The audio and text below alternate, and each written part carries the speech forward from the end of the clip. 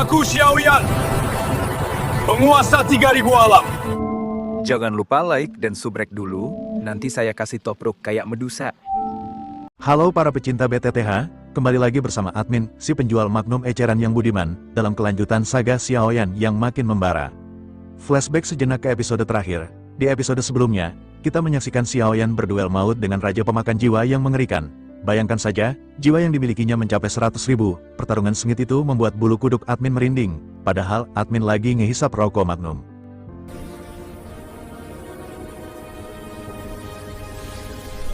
Namun, alur cerita kita kini bergeser ke tempat yang jauh lebih kelam, jurang kematian yang misterius. Di sana, tersembunyi sebuah rahasia mengerikan. Di tengah kegelapan yang pekat, tampaklah seorang anak kecil. Tapi jangan terkecoh dengan penampilannya, aura jahat yang terpancar darinya begitu dahsyat, membuat siapapun yang mendekat merinding ketakutan. Tubuhnya terbelenggu oleh rantai-rantai yang tampak kokoh, seolah berusaha menahan kekuatan gelap yang luar biasa. Ternyata Yang Mulia Ratu telah bangkit kembali, gumamnya dengan suara berbisik, namun penuh dengan amarah yang membara. Sialan, dialah yang telah menjebakku di tempat terkutuk ini. Aku tidak akan pernah memaafkannya. Matanya memancarkan kebencian yang mendalam. Kau pikir bisa mengurungku selamanya di sini, dan sekarang, kau membawa orang lain dari alam semesta lain ke tempat ini. Sungguh tindakan bodoh. Senyum sinis terukir di wajahnya. Tak perlu aku turun tangan langsung. Bawahanku saja sudah cukup untuk menghadapi bocah itu. Dengan sekali perintah, aura ganas tiba-tiba menyelimuti seluruh jurang. Dari balik kegelapan, muncul sesosok makhluk yang mengerikan. Tubuhnya tinggi besar, dengan wajah seperti rusa. Wujudnya menyerupai manusia, namun aura yang dipancarkannya begitu buas dan tak terkendali. Sekarang kau bereskan orang tersebut, jangan biarkan lolos. Kembali ke medan pertempuran yang dahsyat, aroma kemenangan mulai tercium di udara. Pertarungan sengit antara Xiaoyan dan Raja Pemakan Jiwa tampaknya akan segera mencapai klimaksnya.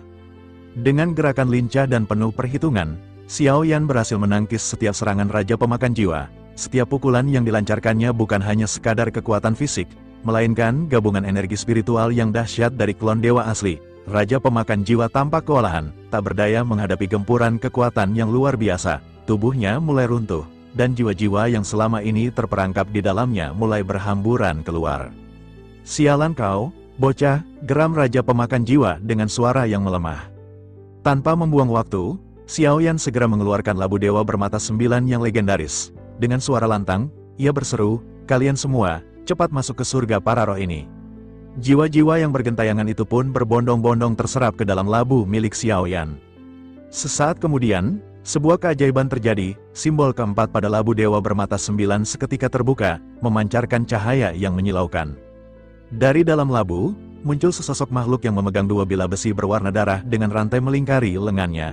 Sosok itu dikenal dengan nama Silingsun. Penampilannya yang garang dan penuh aura kekuatan menandakan bahwa ia bukanlah petarung sembarangan. Kemunculan simbol ini berarti Xiaoyan kini memiliki seorang ksatria baru yang siap membantunya menghabisi musuh-musuhnya.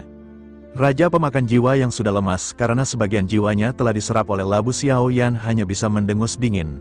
"Klan Jiwa tidak akan membiarkan ini," ucapnya dengan nada mengancam. Raungan terakhir terdengar dari Raja Pemakan Jiwa sebelum akhirnya menghilang sepenuhnya, menandakan kematiannya yang tragis. Semua jiwa yang dimilikinya telah diserap oleh labu dewa bermata 9. Xiaoyan sedikit kecewa karena hanya satu simbol yang aktif setelah menyerap begitu banyak jiwa. Ia berharap bisa mengaktifkan dua simbol sekaligus. Dengan tatapan menyipit, Xiaoyan memutuskan untuk menggeledah cincin penyimpanan milik Raja Pemakan Jiwa. Seketika, wajahnya berseri-seri. Ternyata ada 200 miliar pil origin Qi di sini, jumlah yang sangat besar, gumamnya dengan nada bahagia. Selain itu, ia juga menemukan berbagai bahan berguna dan benda-benda serbaguna lainnya. Ada pula beberapa keterampilan bertarung. Tetapi Xiaoyan tidak terlalu tertarik pada hal itu. Ia terus mengobrak-abrik cincin itu hingga sebuah aura misterius tiba-tiba menarik perhatiannya. Sebuah cahaya menyala di tangannya, dan muncul sebuah botol batu giok yang indah. Xiaoyan menyipitkan matanya, menunjukkan ekspresi serius. Ia membuka botol itu dan menemukan setetes darah emas yang berkilauan di dalamnya. Kegembiraan kembali memenuhi hati Xiaoyan. Ini adalah esensi dan darah dari dewa asli, serunya dalam hati. Setetes esensi darah dewa asli ini mungkin tidak akan memperbaiki klon dewa asli, tetapi kemunculannya bisa menjelaskan banyak hal. Mungkin saja keberadaan klan dewa asli memang berada di tempat ini. Dengan penemuan yang menggembirakan ini, Xiaoyan merasa semakin percaya diri untuk menjelajahi tempat ini lebih jauh lagi. Ia segera menyimpan esensi darah itu ke dalam cincin penyimpanannya. Ia kembali mencari, tetapi tampaknya tidak ada informasi lain yang berhubungan dengan dewa asli. Xiao Yan hanya bisa menghela napas pasrah, sebab Raja Pemakan Jiwa sudah musnah dan ia tidak bisa mendapatkan informasi lebih lanjut. Setelah Raja Pemakan Jiwa hancur berkeping-keping, keheningan mencekam menyelimuti medan pertempuran.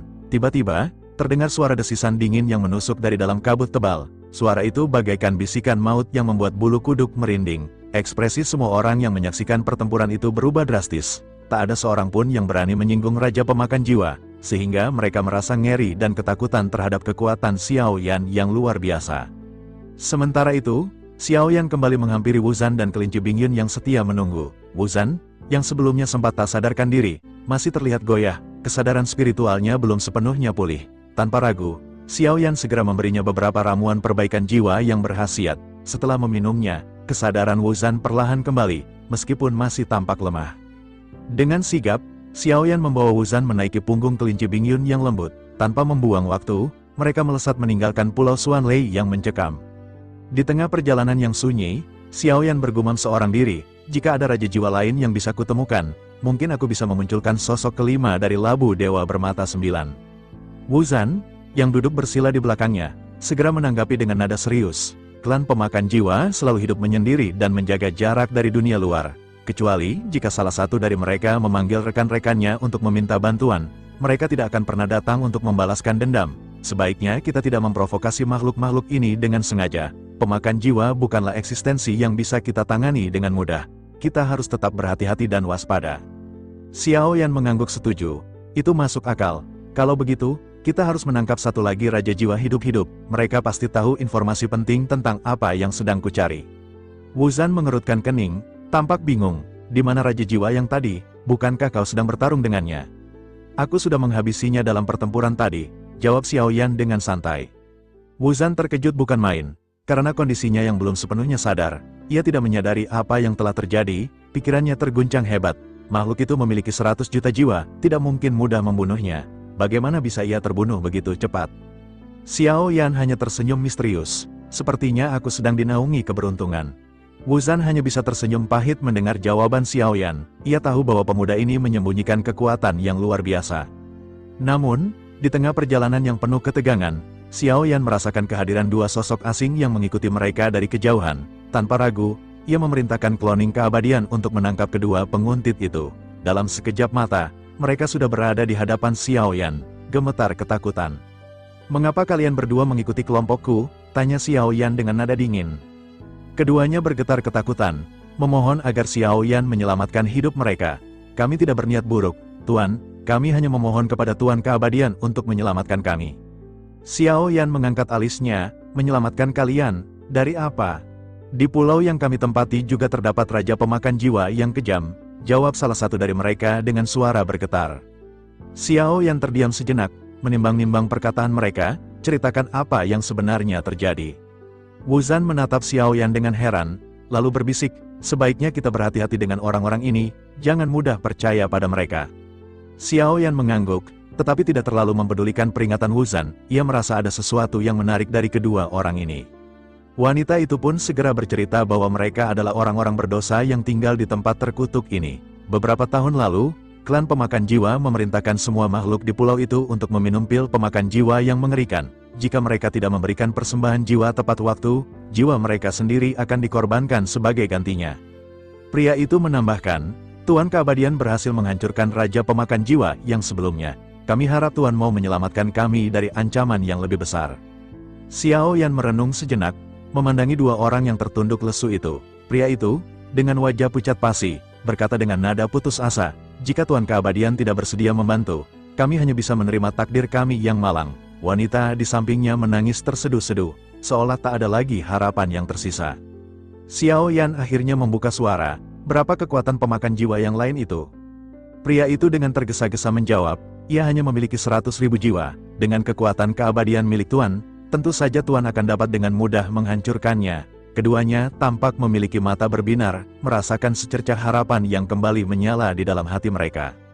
Xiao Yan merenung sejenak, lalu dengan lembut memerintahkan si pria untuk memimpin jalan menuju pulau mereka. Wuzan segera berbisik di telinga Xiao Yan, "Mereka memiliki aura roh hantu di tubuh masing-masing. Ada yang tidak beres dengan mereka." Wuzan merenung sejenak, lalu menjelaskan dengan nada khawatir, "Aku sudah hidup di jurang maut ini selama hampir ratusan tahun. Aku tahu betul bagaimana liciknya klan pemakan jiwa. Ada juga raja pemakan jiwa yang lebih kuat dengan total jutaan jiwa. Jika kita bertemu dengannya, kita mungkin tidak akan memiliki kesempatan untuk bertempur. Orang-orang ini juga semuanya adalah budak dari klan pemakan jiwa. Mereka telah menjual jiwa mereka sejak lama. Apa yang mereka lakukan sekarang mungkin akan membawa kelompok kita ke sarang klan pemakan jiwa tertentu." Xiao Yan sedikit mengerutkan kening. Sepertinya itu terdengar serius. Meskipun ia berkata demikian, ekspresi di wajahnya tetap tenang dan penuh keyakinan. Wu Zhan hanya bisa terdiam, merasa khawatir dengan keputusan Xiao Yan. Setelah beberapa saat melakukan perjalanan, kabut tipis mulai menghilang, menampakkan sebuah pulau berbentuk bulan sabit yang indah namun tampak hancur. Wu Zhan sedikit mengerutkan kening. Ia tidak menyangka keduanya benar-benar tidak menipu mereka. "Kita sudah sampai di Pulau Zhangyu," kata si pria dengan nada lega. Xiao Yan menatap pulau berbentuk bulan sabit itu dengan tatapan menyelidik. Ia bisa merasakan origin Qi yang kaya di tempat ini, namun juga aura kematian yang menyesakkan. Ia pun bertanya, "Seberapa kaya origin Qi di Pulau Zhangyu ini?" Pria itu merenung sejenak, lalu menjawab, "Sejujurnya, setiap pulau di jurang maut ini memiliki sumber origin Qi yang sangat kaya. Namun, para pelahap jiwa menguasai hampir semua pulau, jadi hampir tidak ada tempat kultivasi yang aman." Xiao Yan mengangguk mengerti, lalu menatap pulau yang terlihat hancur dan porak-poranda. Wu Zhan bertanya dengan nada prihatin, "Apakah semua yang ada di pulau ini telah terkikis oleh racun pemakan jiwa?" Pria itu menjelaskan bahwa setiap orang di pulau itu telah memakan pil pemakan jiwa yang terkutuk. Semua orang yang terinfeksi racun dan tidak memberikan persembahan jiwa tepat waktu akan dijadikan mayat pemakan jiwa yang mengerikan. Jiwa mereka diambil secara paksa, dan tubuh mereka dijadikan zombie untuk menyerang musuh-musuh mereka. Xiao Yan terdiam sejenak, membayangkan kengerian yang dialami oleh penduduk pulau ini. "Kapan Raja Pemakan Jiwa akan muncul?" tanyanya kemudian. "Raja Pemakan Jiwa tidak tinggal di sini selamanya. Mereka datang dari waktu ke waktu untuk mengumpulkan jiwa. Menurut perkiraan kami, Raja Pemakan Jiwa seharusnya akan segera datang ke pulau ini untuk melahap jiwa setelah beberapa tahun," jawab pria itu dengan nada cemas. Tanpa diduga, Xiao Yan dan Wu Zhan tiba-tiba melesat pergi meninggalkan kedua orang itu. Sementara itu, dua sosok yang ditinggalkan oleh Xiao Yan segera berbicara dengan nada cemas. Wanita itu bertanya dengan cemas kepada pria bernama Hu Zuo, "Menurut saudara Hu Zuo, apakah orang-orang ini akan bisa menangani Raja Pemakan Jiwa?" Hu Zuo tersenyum sinis, "Kita tidak perlu khawatir, orang-orang ini bukanlah orang sederhana. Namun, mereka akan berhadapan dengan Raja Jiwa dengan jutaan jiwa di belakangnya." Hu Zuo segera berkata dengan nada menghasut, "Karena orang-orang ini mampu membunuh Raja Pemakan Jiwa, mereka pasti akan bisa menghadapi Raja Pemakan Jiwa lainnya. Tidak ada yang perlu ditakutkan. Bahkan jika mereka tidak bisa mengalahkan Raja Pemakan Jiwa, mereka juga tidak akan menimbulkan ancaman apapun bagi kelompok kita. Jika mereka dikalahkan, Raja Pemakan Jiwa akan mendapatkan jiwa tingkat keabadian. Dengan begitu, mungkin kali ini kita akan diampuni oleh Raja Pemakan Jiwa." Di sisi lain, setelah beberapa saat melakukan penerbangan dengan kecepatan tinggi, Xiao Yan akhirnya sampai di tujuannya. Sepanjang jalan, ia melihat banyak mayat pemakan jiwa tak terhitung jumlahnya yang berserakan di mana-mana. Pemandangan itu sungguh mengerikan dan membuat bulu kuduk merinding. Xiao Yan pun memutuskan untuk melakukan kultivasi terlebih dahulu sebelum melakukan perlawanan melawan Raja Pemakan Jiwa lagi, sedangkan Wu Zhan dengan setia berjaga-jaga di sekitar. Akhirnya, beberapa bulan pun telah berlalu. Xiao Yan masih tekun melakukan kultivasi, memfokuskan seluruh energinya untuk meningkatkan kekuatannya. Tiba-tiba, Wu Zhan mengerutkan kening. Ia menoleh ke arah langit karena terdengar raungan dahsyat dari kabut tebal di sisi yang jauh. Raungan itu begitu menakutkan hingga membuat jantung berdebar kencang. Di saat yang sama, semua orang di Pulau Zhangyu juga mengangkat kepala dengan mata gemetar. Ia telah datang. Bagaimana mungkin ia bisa datang secepat ini? Menurut perkiraan, setidaknya masih ada 10 tahun lagi, seru mereka dengan nada panik. Di bawah tatapan banyak orang yang ketakutan, bayangan hitam yang sangat besar mulai membentuk katak raksasa yang mengejutkan. Namun, yang menjadi fokus perhatian adalah pria berjubah putih yang duduk dengan angkuh di atas kepala katak itu. Gadis yang sebelumnya meminta bantuan Xiao Yan berkata kepada Hu Zuo dengan nada cemas, "Orang itu benar-benar datang, apa yang akan kita lakukan sekarang?" Di atas langit Pulau Zhangyu, mata Wu Zhan sedikit menyipit melihat iblis raksasa itu muncul. Ekspresinya menjadi serius. Ia bergumam seorang diri, ternyata memang ada yang mencurigakan. Aku khawatir orang ini adalah Raja Jiwa dengan sejuta jiwa, berkali-kali lebih kuat dari yang sebelumnya. Matanya menyusut, karena 100.000 jiwa saja telah menyebabkan kerugian besar baginya. Di atas langit, Pria berjubah putih yang berada di atas katak mulai memancarkan cahaya dari matanya, tekanan kuat seketika menyebar dari tubuhnya, membuat semua orang di bawahnya merasa sesak napas. Sosok ini melayang di atas tempat di mana Wuzan dan Xiaoyan berada, dan mulai berteriak dengan sedikit marah. Kalian benar-benar orang berdosa yang mencari kematian, apa yang kalian lakukan dengan racun pemakan jiwa milikku? Wuzan menggertakkan gigi menatap ke arah sosok yang memancarkan aura begitu kuat itu. Ada juga sosok-sosok tak terhitung jumlahnya yang saling terkait di belakang sosok tersebut, menambah kengerian pada penampilannya. Pria berjubah putih itu kembali mengerutkan kening. Sepertinya kalian baru saja memasuki jurang maut. Aku bisa mengampuni kalian. Aku akan memberikan pil pemakan jiwa. Kalian harus menyerahkan jiwa 5 orang dogat dalam waktu 10 tahun. Dengan begitu, masalah ini akan dapat diabaikan. Sesaat kemudian, sosok tersebut melemparkan 2 pil pemakan jiwa berwarna hitam pekat ke arah Xiaoyan dan Wuzan. Wuzan menangkap pil yang dilemparkan itu, ia tahu betul betapa berbahayanya pil itu. Namun, Xiaoyan masih tetap terdiam, berlatih dengan mata tertutup, seolah tidak menyadari apa yang sedang terjadi di sekitarnya. Ketika pil itu melayang di hadapan Xiaoyan, api tiba-tiba membumbung di depannya dan membakar pil itu menjadi abu. Wuzan juga menghancurkan pil yang ada di tangannya. Melihat adegan ini, Raja Jiwa, atau Kaisar Jiwa, mengerutkan kening dan berteriak dengan nada marah. Dogat saja berani menghancurkan pil milikku, kalian benar-benar mencari mati. Setelah selesai berbicara, katak iblis membuka mulutnya yang besar, dan seberkas energi dahsyat melonjak keluar. Wuzan dengan cepat mengangkat tangannya dan segera mengeluarkan busur panjang berwarna emas yang berkilauan. Ia menembakkan anak panah tak terhitung jumlahnya ke arah berkas cahaya yang melesat. Ledakan seketika terjadi dengan kedua serangan saling menghancurkan. Kaisar Jiwa memandang ke arah Wuzan dengan tatapan membunuh. Kemarahan yang sangat kuat melonjak di pupil matanya. Wuzan sama sekali tidak gentar dan tetap berdiri tegak di depan Xiaoyan. Meskipun ia tahu bahwa ia akan dikalahkan, ia tidak akan membiarkan siapapun mengganggu kultivasi Xiaoyan. Suara Kaisar Jiwa kembali terdengar, menggelegar di seluruh penjuru langit. Kalian berdua akan mati bersama-sama di tempat ini. Energi hitam tak terhitung jumlahnya seketika melonjak keluar dari tubuhnya. Energi hitam ini segera mengembun menjadi bayangan hantu besar yang meraung ke arah Xiaoyan dan Wuzan. Ekspresi Wuzan berubah menjadi serius.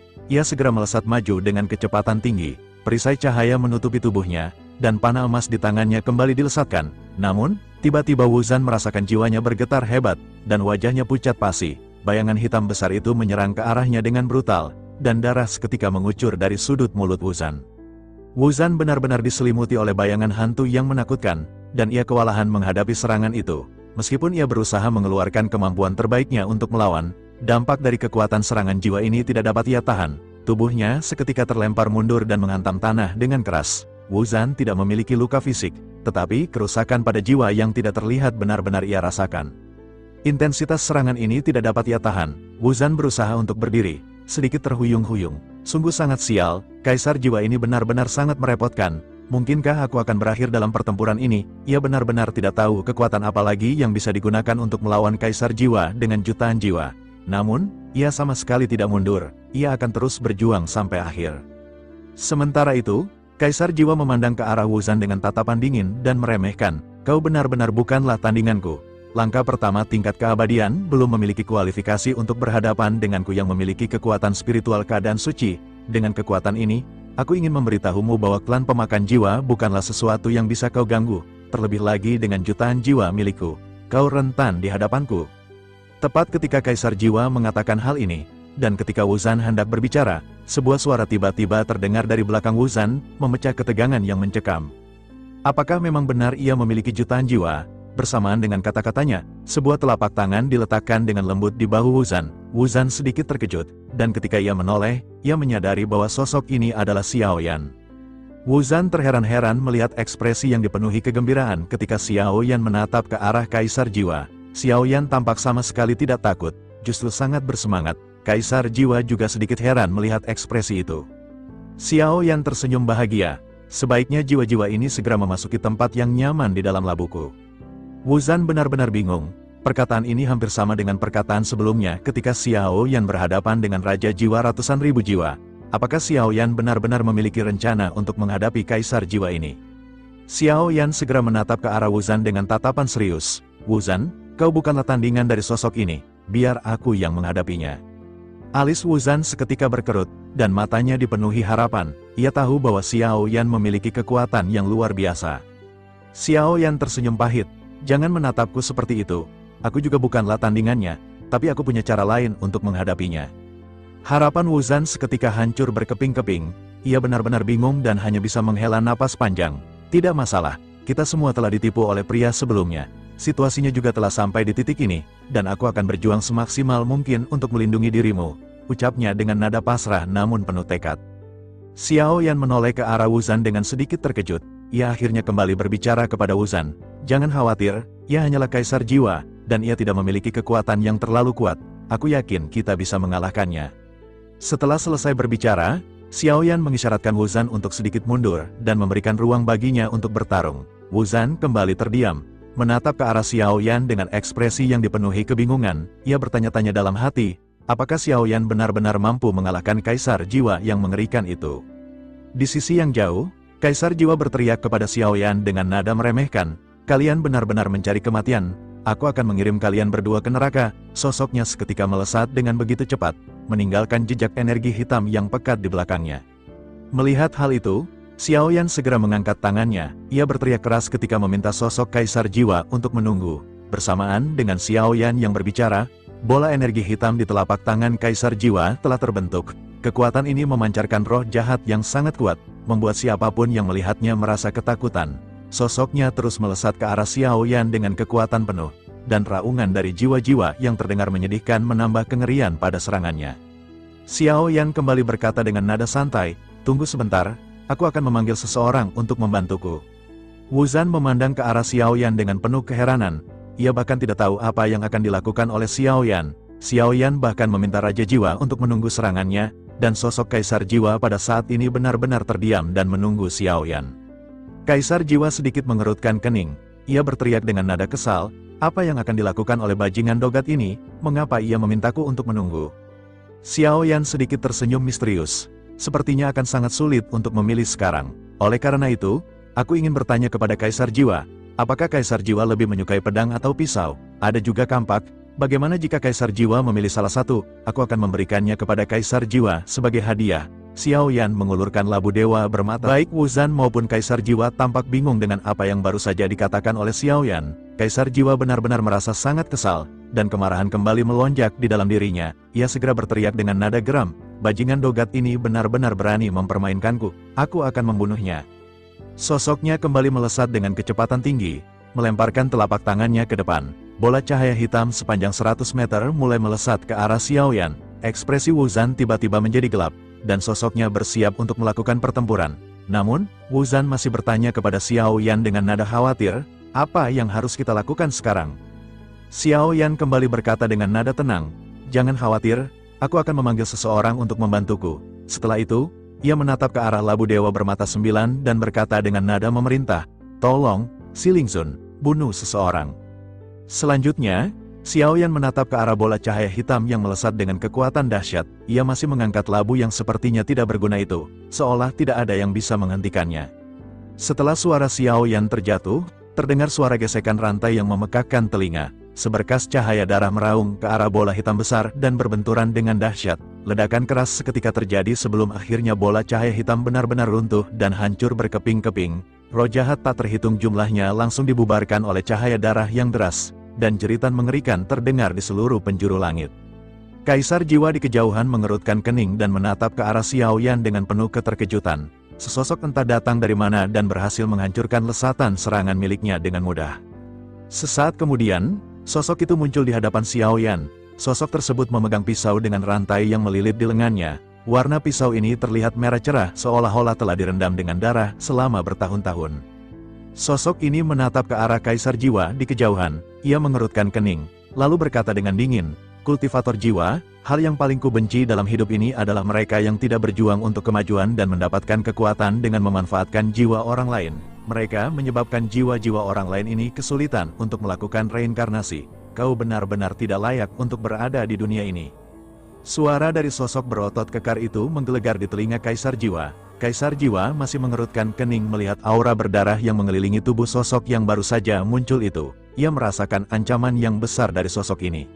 Sebelum Kaisar Jiwa bisa membalas, Sosok ini segera melesat dengan kedua pisau di tangannya yang mengeluarkan aura kuat. Pisau dengan rantai besi dilesatkan ke arah Kaisar Jiwa dengan kecepatan tinggi. Kehampaan bergetar hebat karena kekuatan serangannya. Kaisar Jiwa segera memerintahkan katak iblis untuk menghindar dari serangan itu. Serangan ini berhasil dihindari, namun katak iblis itu kehilangan sebagian dari tubuhnya. Sementara itu, Si Lingzun berteriak, mengeluarkan teknik energi darah meledak. Otot-otot di lengannya yang seperti besi meledak dengan kekuatan yang sangat menakjubkan. Sosoknya seketika menghilang. Sesaat kemudian, sosok ini sudah berada di atas kepala katak iblis dengan kedua pisau yang dilesatkan. Kaisar Jiwa seketika menjauh, meninggalkan kepala katak iblis. Kepala katak iblis itu benar-benar terbelah oleh serangan lesatan pisau dari Si Lingzun. Melihat hal tersebut, Xiao Yan berteriak keras, "Senior, jangan bunuh katak ini, aku menyukai katak ini, target kita adalah Kaisar Jiwa." Setelah Xiao Yan selesai berbicara, sosok Si Lingzun kembali menuju ke arah Kaisar Jiwa. Kaisar Jiwa segera mengerutkan kening melihat Si Lingzun yang menyerangnya dengan gila-gilaan. Jutaan jiwa seketika melonjak keluar, dan kumpulan jutaan jiwa hitam menyelimuti separuh Pulau Zhangyu. Di kejauhan, Hu Zuo menatap pertempuran yang sangat luar biasa ini dari udara. Mata mereka gemetar, karena bagi mereka, berurusan dengan Kaisar Jiwa adalah sesuatu yang tidak bisa mereka bayangkan. Aura jahat yang terpancar dari jutaan jiwa ini menyebabkan suhu pulau benar-benar anjlok. Pertempuran di antara keduanya berlangsung dengan begitu intens. Namun, dapat terlihat bahwa Kaisar Jiwa benar-benar tidak bisa menandingi Si Lingzun. Kaisar Jiwa melesatkan banyak roh hantu dengan aura yin atau aura dingin yang sangat menakutkan. Sementara itu, Si Lingzun masih menggunakan pisau berdarah miliknya untuk menghancurkan banyak roh hantu. Tidak peduli seberapa banyak roh hantu yang mengejarnya, sosok Si Lingzun masih bisa terus-menerus melesat mendekati Kaisar Jiwa. Di sisi lain, Xiao Yan berteriak kepada Si Lingzun, "Permainannya hampir selesai, kita harus mengakhiri hal ini secepat mungkin." Si Lingzun sedikit menoleh ke arah Xiao Yan. "Aku juga telah mengetahuinya." Xiao Yan tampak sedikit malu dan hanya bisa tersenyum masam. Xiao Yan melanjutkan, "Berdasarkan kekuatan yang dimiliki senior, sampah seperti ini seharusnya bukanlah tandingan senior." Si Lingzun tersenyum sedikit. "Aku baru saja keluar dari labu, aku hanya ingin bersenang-senang terlebih dahulu untuk menghilangkan kebosanan. Namun, karena Tuan Muda telah berbicara seperti itu, aku hanya bisa mengikuti perintah Tuan." Si Lingzun kembali dipenuhi dengan aura yang semakin kuat ketika menoleh ke arah Raja Jiwa. Kaisar Jiwa memerintahkan banyak roh hantu untuk meledakkan dirinya. Banyak ledakan bergemuruh begitu Si Lingzun melesat melewati banyak roh hantu. Namun, ledakan ini tampaknya tidak berpengaruh pada tubuh Si Lingzun. Sesaat kemudian, Si Lingzun segera melonjakkan energi jahat darah miliknya ke sekeliling. Tidak satu pun dari jutaan jiwa yang tidak terkena kabut dari Si Lingzun. Kekuatan jiwa adalah energi yin atau dingin. Oleh karena itu, Si Lingzun menghadapi hal ini dengan energi kejahatan darah miliknya sendiri. Energi jahat darah milik Si Lingzun ini tampaknya memiliki kekuatan penekanan yang mutlak atas energi jahat yin milik para roh hantu. Ketika energi jahat ini menyebar ke sekitar dan mengenai banyak roh hantu, mereka semua mengeluarkan jeritan yang menyakitkan dan segera berlutut menyerah kepada Si Lingzun.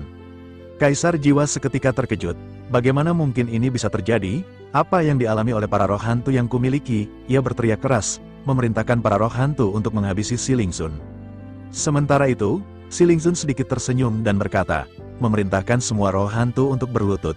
Tidak satu pun dari jutaan roh hantu yang mengabaikan perkataan Si Lingzun. Mereka benar-benar menundukkan kepala masing-masing. Hu Zuo di kejauhan juga dipenuhi dengan ketidakpercayaan. Bagaimana mungkin ini bisa dilakukan? Gumamnya tanpa sadar. Si Lingzun berjalan perlahan menuju ke arah Kaisar Jiwa. Tanpa jutaan jiwa ini, kekuatan apa yang kau miliki, Kaisar Jiwa? Kaisar Jiwa mengeluarkan raungan melengking, berteriak kepada jutaan jiwa yang menunduk. Ia memerintahkan para roh hantu untuk bangun. Kekuatan kalian telah lama menjadi milikku, dan kalian harus mengikuti perkataanku. Jutaan roh hantu ini benar-benar tidak bergeming. Melihat hal tersebut, Kaisar Jiwa memerintahkan para roh hantu untuk meledakkan diri mereka. Xiao Yan langsung berteriak, meminta Si Lingzun untuk menghabisi sosok ini dan jangan membiarkan ia meledakkan jutaan jiwa tersebut. Si Lingzun tidak memiliki pilihan lain selain segera mengangkat tangannya dan melakukan serangan brutal. Hanya dalam waktu sekejap mata, kepala dari Kaisar Jiwa benar-benar langsung terpenggal. Pada saat yang bersamaan, api Xiao Yan juga segera menyapu ke kejauhan dan langsung menutupi tubuh Kaisar Jiwa yang tanpa kepala. Xiao Yan benar-benar langsung membakar tubuhnya menjadi abu. Sesaat kemudian, Xiao Yan menghela napas lega melihat tidak satupun jutaan jiwa yang menghancurkan dirinya. Ia sangat menginginkan jutaan jiwa ini agar bisa memunculkan sosok kelima dari labu dewa bermata 9. Xiao Yan segera mengambil cincin penyimpanan dari Raja Pemakan Jiwa. Ia kembali mendapatkan rezeki nomplok dengan banyak harta karun. Sesaat kemudian, Xiao Yan menoleh dan menangkupkan tangannya ke arah Si Lingzun. Ia mengucapkan terima kasih kepada senior Si Lingzun. Si Lingzun langsung menghilang. Setelah itu, Xiao Yan memalingkan wajahnya, menatap ke arah jutaan jiwa yang tersisa. Tanpa banyak basa-basi, ia segera mengeluarkan labu dewa bermata 9 dan menyedot jutaan jiwa ini dalam sekejap mata. Jutaan jiwa benar-benar telah memasuki labu dewa bermata 9. Xiao Yan terlihat bersemangat. Dan pada akhirnya simbol kelima dari labu itu pun terbuka. Xiao Yan tampak memiliki ekspresi kegembiraan yang tidak bisa disembunyikan. Ia menatap ke arah labu dewa bermata 9. Nama yang tertulis di labu tersebut adalah Gadis Bayangan. Xiao Yan tidak menyangka bahwa sosok kelima ini adalah seorang wanita. Ia hanya bisa melihat gambar sesosok yang agak tinggi dan seluruh wajahnya ditutupi dengan lapisan kain hitam. Hanya sepasang mata yang bisa terlihat, dan mata tersebut benar-benar tanpa emosi, sedingin. Namun tiba-tiba mengangkat kepalanya, matanya segera terfokus, dan klon dewa asli tiba-tiba muncul ke sisi yang jauh dan meninju ke dalam kehampaan. Ledakan seketika terjadi dengan suara yang memekakkan telinga. Seluruh pulau Zhangyu ikut terguncang. Ledakan yang tiba-tiba ini mengejutkan Wuzan. Ia menyipitkan mata ketika menatap ke arah langit. Di udara, ia bisa melihat sesosok aneh yang muncul entah dari mana. Kaki yang tebal berbenturan dengan tinju yang dilesatkan oleh klon dewa asli yang menciptakan ledakan yang sangat mengerikan. Ia menatap ke arah kemunculan sosok yang baru saja datang di udara. Matanya sedikit menyipit, mencoba untuk mengidentifikasi sosok tersebut. Awalnya ia mengira bahwa mereka adalah sosok-sosok dari pelahap jiwa yang datang untuk membalaskan dendam atas kematian Kaisar Jiwa. Tetapi ketika benturan terjadi, ia bisa membedakan auranya. Xiao Yan dengan jelas merasakan bahwa sosok yang baru saja datang ini bukanlah pemakan jiwa. Ketika mata Xiao Yan memperhatikan sosok yang akhirnya semakin jelas di kabut, ia bergumam dengan nada heran, bukankah ini adalah rusa? Melihat ekspresi dan perkataan Xiao Yan, sosok yang baru saja muncul itu terkejut. Ia tidak menyangka bahwa Xiao Yan akan mengenalinya. Dan rusa. Kepalanya memiliki tanduk yang besar dan bercabang, dan otot-otot di tubuhnya memang terlihat memiliki kekuatan yang cukup kuat.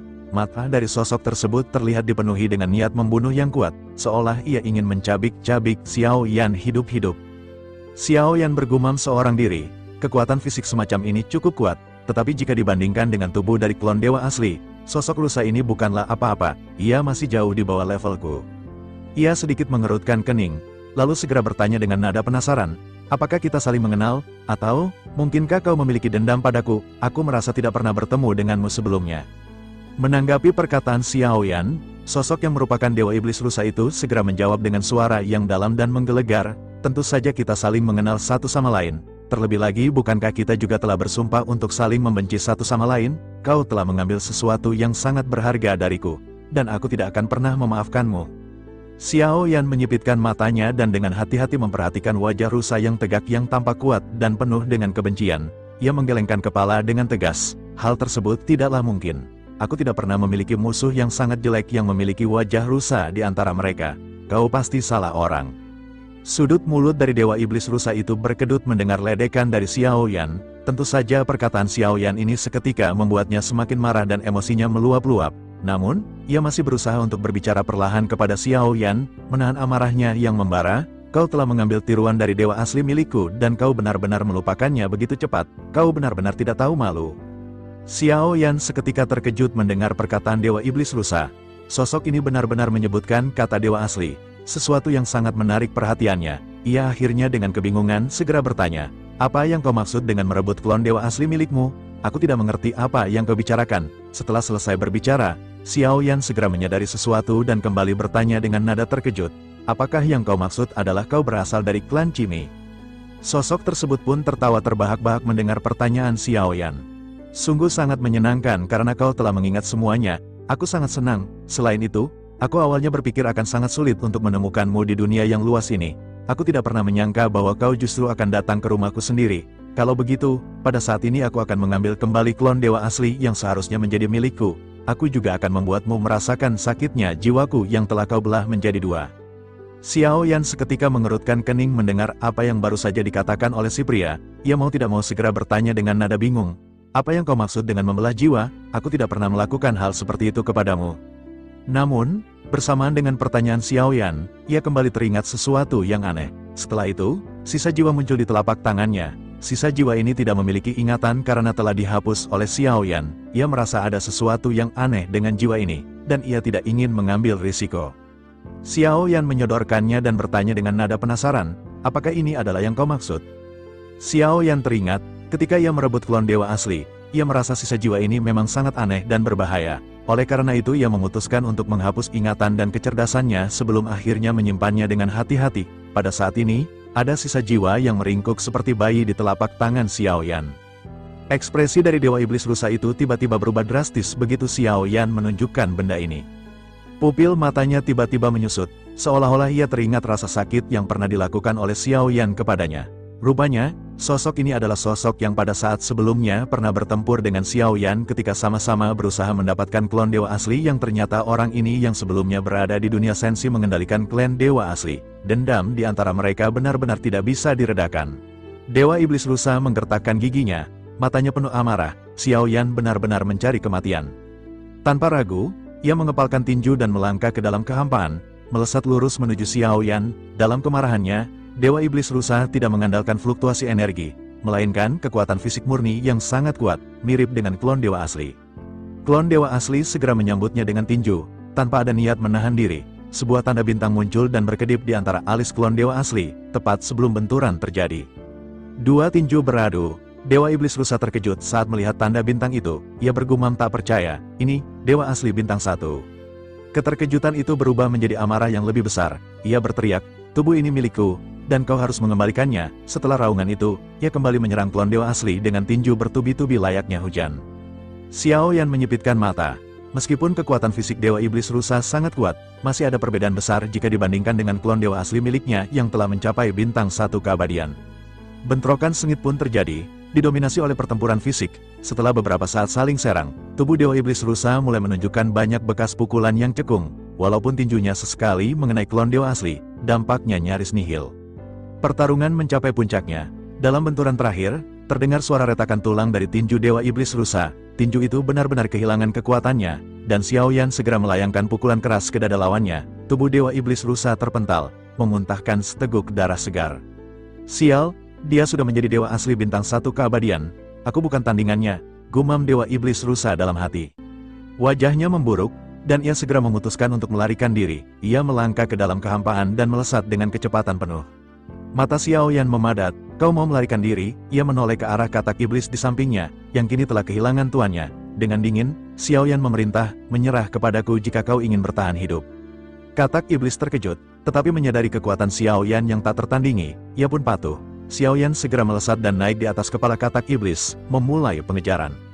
Sebelum berangkat, Xiaoyan memerintahkan kelinci Bingyun dan Wuzun untuk tetap di tempat. Namun, kelinci Bingyun yang tidak mau ditinggalkan langsung melesat mengejar. Wuzun hanya bisa tersenyum pahit dan terpaksa mengikutinya. Di sepanjang perjalanan, dua lesatan cahaya terlihat saling kejar. Dewa Iblis Rusa terkejut melihat Xiaoyan mengendalikan katak iblis untuk mengejarnya. Seharusnya, dengan kecepatan katak iblis, Xiaoyan bisa menyusul dengan cepat. Anehnya, Xiaoyan justru menjaga jarak konstan sekitar 100 meter. Dewa Iblis Rusa mulai menyadari bahwa Xiaoyan sedang merencanakan sesuatu. Ia pun meningkatkan kecepatannya lagi. Setelah waktu yang terasa lama, Dewa Iblis Rusa tiba-tiba berhenti. Ia menoleh ke belakang, ke arah Xiaoyan, dengan senyum mengejek di wajahnya. Karena kau bersikeras mencari kematian, aku akan menyelesaikan dendam ini sekarang. Xiaoyan mengerutkan kening dan ikut berhenti. Hal pertama yang menarik perhatiannya adalah sosok raksasa yang mengambang dalam kabut tebal. Sosok setinggi sekitar 100 meter itu mengambang di kehampaan. Salah satu lengannya patah, dan tidak ada sedikit pun jejak kehidupan padanya. Mungkinkah ini adalah mayat dewa asli? Xiaoyan mendesis dingin. Saat ia memikirkan kemungkinan itu, sebuah kekuatan kuat tiba-tiba mengunci dirinya. Ini jelas adalah formasi yang telah dipersiapkan sejak lama, sengaja ditujukan untuk Xiaoyan.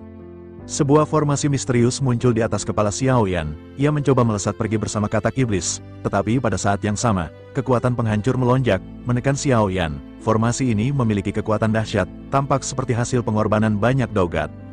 Dewa Iblis Rusa tertawa keras melihat Xiaoyan terkunci. Kau berani mengejarku sampai sini? Hari ini, kau akan mati di sini, dan klon dewa asli itu akan menjadi milikku. Xiaoyan membalas dengan senyum tipis. Jika aku mati, klon dewa asli juga akan mati, kau tetap tidak akan bisa mengambilnya. Aku ingin lihat apa yang bisa kau lakukan, teriak Dewa Iblis Rusa. Ia mengubah segel di tangannya dan berteriak, formasi penghancur kehidupan teratai darah, hancurkan. Kekuatan besar dari seluruh formasi segera menyelimuti Xiao Yan. Sinar cahaya merah yang tak terhitung jumlahnya mulai mengalir dari segala arah. Xiao Yan dan klon dewa asli segera bergabung menjadi satu, meledakkan kekuatan fisik terkuat dari klon dewa asli. Guntur hitam menyelimuti seluruh tubuhnya. Di saat yang sama, 3 jenis api muncul di telapak tangan Xiao Yan, dan ia dengan cepat membentuk segel untuk menciptakan Angry Buddha Lotus Flame.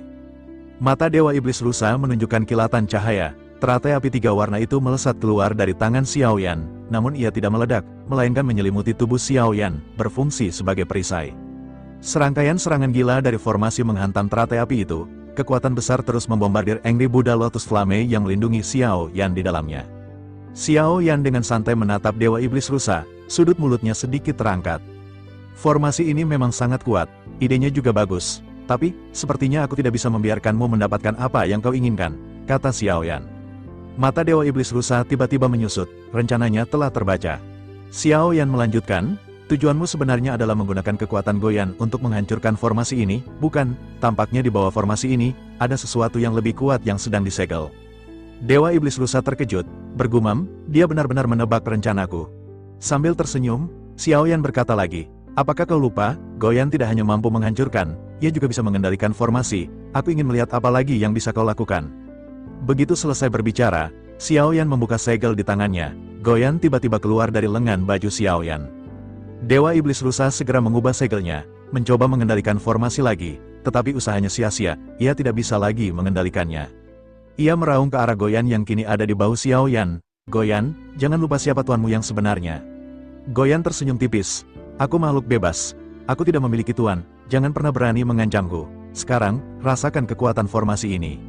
Setelah mengatakan itu, Goyan melonjakkan cahaya biru dari matanya. Formasi itu langsung tunduk pada kendali Goyan. Goyan berteriak, memerintahkan formasi penghancur kehidupan teratai darah untuk meledak. Formasi yang sebelumnya menyelimuti Xiao Yan kini berbalik arah menuju Dewa Iblis Rusa. Sinar cahaya merah penghancur menderu ke arahnya.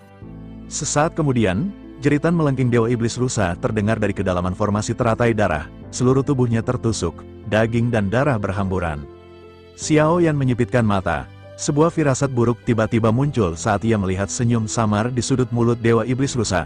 Sepertinya aku telah terjatuh ke dalam jebakan. Di pusat benturan, seluruh formasi akhirnya hancur total. Ini pasti tujuan dari iblis rusak tersebut menghancurkan formasi ini untuk membangkitkan sosok yang berada di kedalaman tempat ini.